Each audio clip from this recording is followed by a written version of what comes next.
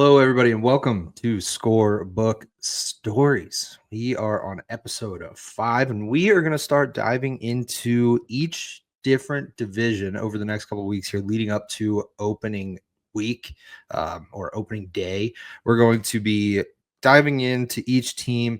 Who did they add? Who are some of their key losses? What do I think their team is going to end up looking like in 2025? And to wrap up each episode, we are going to figure out or predict or try to guess what the final standings are going to be. And who knows, maybe I'll add in some divisional awards that I think are going to happen. But I don't know. I feel like awards may be a better suited for after the season's over to see what players really stood out in each division. But either way, we're going to kick things off with the National League East, where we are going to start with the 5th place team in 2024 heading into 2025. It is the Miami Marlins.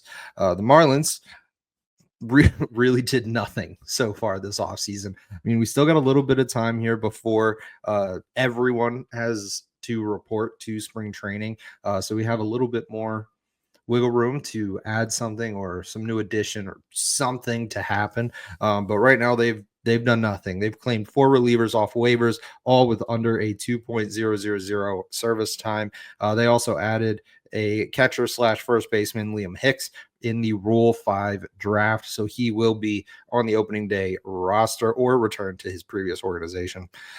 Their key losses really isn't even really a key loss. It's just a loss of a player that could have played shortstop and second base, and that's Tim Anderson. He signed a minor league deal with the Los Angeles Angels. I really, I don't know what to say about the Miami Marlins. They honestly look like a AAA team outside of Sandy Alcantara and Jesus Sanchez. It's not a bad thing. They're young. I think it's just a lot of unproven guys on an MLB roster who don't have a lot of experience at the MLB level. The projected opening day roster is, like I said, very, very young, with Anthony Bender being the oldest guy in the clubhouse at 30 years old. That's kind of hard to win championships with, but I think it does set a pretty good foundation for the future moving forward. But we'll see what these young guys are able to do. The most interesting young dudes on the Marlins that I am hoping that I'll be able to talk about a lot this year are Xavier Edwards at shortstop, who played 70 games last year, a 328 batting average and a 397 OBP, and Otto Lopez at second base, who played 117 games, had a 270 batting average and a 313 OBP. I think a solid middle infield can make a huge difference in a team's defensive confidence. I think as long as your shortstop and your second baseman are clicking, things will end up going well for your team. So I think these two young guys have room to develop and are very, very promising for the Marlins. But at the end of the day, these are professional athletes and they are very good at baseball. They're a lot better than I ever was and ever will be. But this is not a roster that is looking to compete at the MLB level, in my opinion. I don't think that they're going to be trying to win games. And right now, Braxton Garrett and Yuri Perez are both looking to be on the injured list on opening day. I hope one or both of them are able to get back close to opening day. I'm not exactly sure on their injury timelines as of right now. But either way, I think the Marlins are really going to be relying heavily on the starting rotation to hang in there in some of these games and really eat up some serious innings in order to win some ball games. I don't expect the Marlins to really do anything special this season. I do expect Xavier Edwards and Otto Lopez to play very, very well. I expect them to potentially be the future of the Marlins organization, but we'll see how 2025 rolls out for Miami. Next up, we are going to talk about the Washington Nationals. Now, this is a team that I find a little bit more intriguing with similar success to the Marlins. They added Nathaniel Lowe and Josh Bell, which are huge upgrades at the first base position. Ahmed Rosario is going to add a little bit of experience to a very young infield with CJ Abrams, who's 24, Luis Garcia Jr., who's 24, and Jose Tena, who is 23. I really think that those three guys are going to be able to learn a lot from Ahmed Rosario. Ahmed Rosario is probably going to end up floating around in that infield and just kind of being the extra utility infielder when they want to give one of these young guys a day off. But either way, having a veteran like Rosario in the clubhouse is going to teach these young infielders a lot and really help the Nationals organization moving forward. A key loss for the Nationals is Patrick Corbin, who I think would have been a solid arm to hang on to, even though he had a 5.62 ERA last year. I do think that the starting rotation, where every pitcher except for Mackenzie Gore is projected to have a 4+ ERA, Mackenzie Gore could have been a solid starter in that rotation. And I think with a better, more experienced defense, I don't think Patrick Corbin's ERA ends up being a 5.62 last season. I think defensively, there were a lot of issues the Nationals had that really lost them a good amount of games. And they weren't super productive at the plate either last season. But I do think that will improve a little bit this year. But also a lot of young guys on this team that are going to be around for a while to try to put the Nationals in the best position to win in the future, not necessarily this season. The Nationals are definitely in that developmental state right now. Dylan Cruz, James Wood, CJ Abrams, Jose Tena, and Luis Garcia Jr. are all under the age of 24. They have a lot of learning to do at the MLB level. But these young guys definitely can play ball, and they are very, very good. They got good bats. They're very good in the outfield and the infield. I think they will be able to be a productive team that will show a lot of improvement from opening day to the end of the regular season. Nathaniel Lowe and Josh Bell is a major improvement at first base from Joey Gallo and Joey Meneses. And I think those two are going to be a lot of fun to watch in this Nationals lineup. Lowe is probably going to get the first base job. Josh Bell probably will see a little bit of time at first base, but mainly be the DH. I don't foresee the Nationals improving their roster too much throughout the regular season. I think they're really going to try to let these young guys develop and grow as MLB ball players. But if they do end up making a playoff push by the All-Star break, I would not be shocked if the Nationals end up sending some younger prospects away for some added veteran presence, maybe some additional pitching, depending on how their starting rotation looks at that point. Overall, for Nationals fans, probably can expect pretty similar production and record and stats as last season, but 2025 is the year for the Washington Nationals to build a foundation to become a playoff contending team and eventually a World Series contending team. I think these young guys have the potential to become World Series ball players. They are all very promising. And I really think that the Nationals within the next 5 to 10 years will be a team that is fighting for the top spot in the NL East. I know the NL East is a very, very difficult division to win, which these next three teams have dominated the top of this division for a while. But I think the Nationals definitely are going to move into contention for the number one seed once these young guys become more seasoned and are more experienced at the MLB level. 7MM Sports is your hub for all things Seven Mountains Media Sports. You can watch the latest of Sports Talk with Steve Jones episodes. You can find what station you can listen to your favorite Penn State sports team on, and you can even get live social media updates all the time. All of these things are available along with every single show produced by Seven Mountain Sports over at 7mmsports.com. Next up, we have the New York Mets, who finished third in the NL East in 2024, and they lost 4-2 to the Dodgers in the NLCS. They added Jose Siri, who's going to be a lot more speedy in the outfield and on the base pass as well. Juan Soto is going to be handling a huge role on this Mets lineup and taking over duties probably in right field.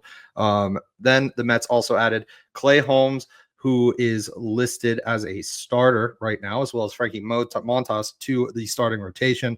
And they also signed AJ Minter and Griffin Canning to the bullpen. And the sole transaction that made me redo this entire preview on the Mets, Pete Alonso is back. Pete Alonso will be on the Mets for 2 years, and he is eliminating that question mark that I had for the Mets at first base in my previous episode. The key losses, I would say, for the Mets are Luis Severino, Harrison Bader, and Phil Maton. They're all really good ball players, but I really think that the Mets replace these guys with equal or greater talent across the board. I really do. Juan Soto is going to be putting the Mets in a lot better position to win this year than they were last year. I think he is going to be where the majority of the eyes are for the Mets. Everyone's going to be looking to Juan Soto to turn things around and bring an NL East title to New York. I really think he's going to be the guy that a lot of the pressure gets put on. But he has played in the New York market, so he kind of gets it. But I do think that the Yankees do get a little bit more pressure from the New York market than the Mets do, but that could change now, and I would not be too shocked now that Juan Soto is there and Pete Alonso is back for 2 years. But that 2-year deal was signed a little bit earlier this week, and I think with his return, the Mets are going to be poised for a good playoff run, if not another appearance into the NLCS. One of my concerns for the Mets was Mark Vientos defensively at first base, but Pete Alonso returning, he'll be back at third, and his bat is very good. Vientos is a solid third baseman, and he hits the ball a country mile. He's really good, and I think he's probably going to be good for 25 to 30 home runs this season. And then you add in the Pete Alonso home runs, Juan Soto's expected home runs. I think both of them are somewhere from 25 to 35 expected home runs, somewhere around there. I really think that this is going to be a solid team offensively for the New York Mets. My biggest question mark is going to be the starting rotation. Is the starting rotation going to get the innings needed to win games consistently? Or are the Mets going to have to rely on their bullpen heavily? And if that's the case, I do think that the Mets at some point throughout the regular season go out and they try to add additional relievers to their bullpen to make it stronger. If the rotation's not getting those innings, I also could see Clay Holmes moving back to the bullpen and not being a consistent starter for the New York Mets. Overall, the Mets have added to their offensive side of the roster that they were lacking last season. I think they are in a much better position defensively as well to win the NL East in 2025. The only question is going to be that pitching. If the Mets want to win this division, the starting rotation cannot be the reason why they lose it. They have to be the reason why they win it. I think the Mets offense and defense is set up to win the National League East. I think the Mets are in a very good position to win the NL East and make a deep playoff run. But the only thing that is going to hold them back is going to be the pitching. Is the pitching going to hold up? I hope so, because I like seeing good baseball. I love 1-2 run games that are dominated by pitching the entire time. Next up, we are moving into the Atlanta Braves, who finished second in 2024, and they were swept by the Padres in the wild card series. They added Jerkson Profar, who, in my opinion, is one of the most underappreciated outfielders in the game. Last season, over 158 games, he had a 280 batting average, 380 OBP, 453 slugging, 24 home runs, and 85 RBIs. Defensively, he only made one error last season and handled 230 putouts. I think Jerkson Profar is a solid outfielder. I really think Jerkson Profar is going to be a good ball player and a top ball player for the Atlanta Braves this upcoming season. However, the Braves lost a lot. Max Fried heads to the Yankees. Travis d'Arnaud heads to the Angels. Charlie Morton heads to the Orioles. Gio Urshela heads to the A's, wherever they happen to be playing. And AJ Minter goes to the Mets. That's a lot of players that are no longer going to be in Atlanta. That's not a good thing. And they really didn't do a lot of work to try to replace them either. With the amount of skill that was lost and not really replaced, I don't think the Braves are in for a very good year. I don't even think they're going to make the playoffs this year. I think they're going to just miss it by a game or two because they are still the Braves. The Braves have a lot of really, really good ball players, but I don't know. And I think it's going to be even harder for them to win the division, let alone make the playoffs, because Ronald Acuna Jr. and Spencer Strider both are not expected to start the season with the Braves, which will definitely put them behind the 8 ball in the divisional race. And it's going to make things super, super difficult for them to try to come back and win when they are already at a disadvantage when the season begins in a super tight race that is always tight between the Braves, Phillies, and the Mets. The pitching projection does not look great either for the Atlanta Braves. And I really think that if they want to remain a top team in the NL East, they're going to have to go out there and get a starter or two that will give them reliable length with a lower ERA. The pitching everywhere is a big, big question. Are you going to have the pitching that gets you all the way through October? That's a necessity if you want to win championships. And with Spencer Strider out, Max Fried gone, the Braves are not in a good position to win early in the season. It is a very long season, but I think in this division specifically, that long season feels significantly shorter because of how close in skill level and how good in terms of offensive ability, pitching, and defensive play the Phillies, Mets, and Braves usually are. Those 3 teams are always so tight. I feel like you need to act like every single game matters. I think that if the Braves are out of playoff contention by the All-Star break, they are going to look to move some of their better guys, more experienced veterans, for some 2026, 2027 ready prospects and open up some money for free agents to come in and fill those roles and teach the younger guys how to play ball. I do think that the Braves are kind of on a little bit of a downswing. They are not in for a great season, but I think they still are going to win a good amount of games.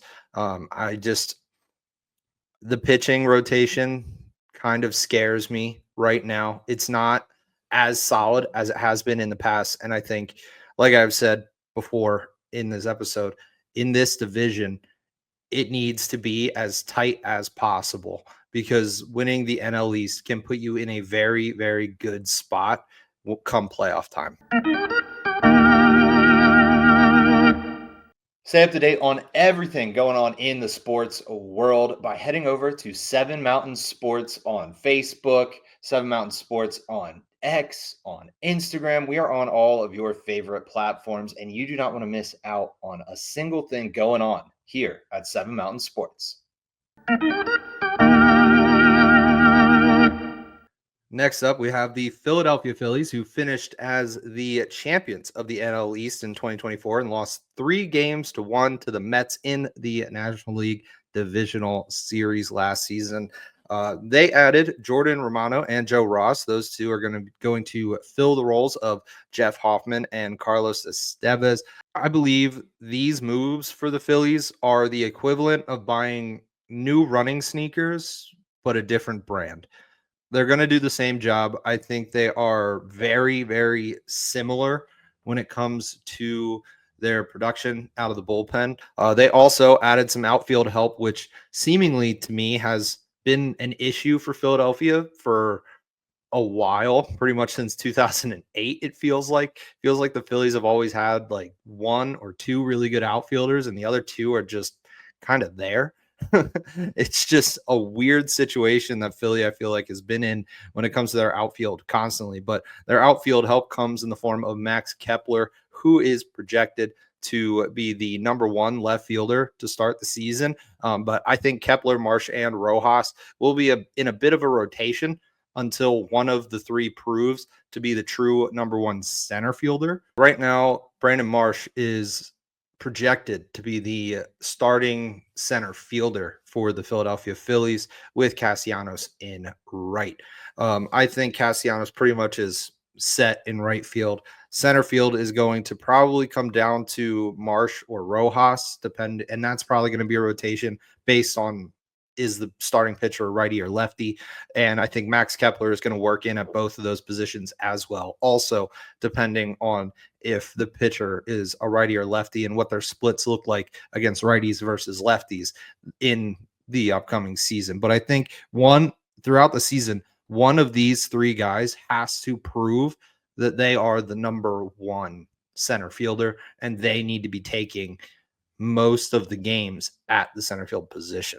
With the additions that the Phillies did make, I really think that they are in a solid position to make a strong playoff run that will see them as a top dog in the NL East, or they will push through teams in the wild card round. I don't know what road it's going to take them. I think this is going to be one of the closest races in the NL East that we have seen in a very, very long time. The Phillies are consistently at the top of the NL East, and as long as their pitching remains consistent and their bullpen can hold things down from the 6th or 7th inning to the end, I don't see why they wouldn't be in contention for a divisional championship again this season. But again, this division is probably the most difficult division to win in baseball. I don't think that there is a clear-cut number one seed for the NL East. But with that being said, my NL East standings prediction is going to be the New York Mets taking the number one spot, Philadelphia Phillies coming in at number 2, the Atlanta Braves at 3rd, Washington Nationals in 4th, and the Miami Marlins in 5th. Like I had said, I just don't think the Marlins have proven talent at enough positions to get enough wins to get out of that number 5 spot. I think the Nationals have a little bit more potential to win games this upcoming season than the Marlins do, which is why I put them at 4th. The Braves, I think, lost too much talent and did not replace it, but they still have a lot of really good ball players, which is why I slotted them in at 3rd. And honestly, I could hear any argument for the Phillies to be number 1 over the Mets and probably agree with you. This is going to be a tight race and likely come down to the final series of the regular season to see who is going to be the number 1 seed coming out of the NL East. Who's going to get that number 1 spot? It's going to be the Mets or it's going to be the Phillies. Bottom line, I don't think the other 3 teams really are going to be in that race, but everything can change. Baseball is very hard to predict, and I think the NL East is, without a doubt, the most difficult division to try to pick a winner. It's so hard. And the top three teams, Mets, Phillies, Braves, are always up there and trying to win and doing everything they can to win ball games and make sure that they have put themselves in the best position come playoff time. But like I had said, right now, based on the off seasons that all these teams had, Mets, I think, are going to be number one. Phillies will be number two. Braves, number three. Nationals, fourth. And Marlins finishing the season fifth. That's what I think. You can let me know what your opinion is in the comments, and we'll see what happens in the NL East in 2025. Thank you very much for hanging out with me and listening to Scorebook Stories. Next week, we will be diving into the NL Central.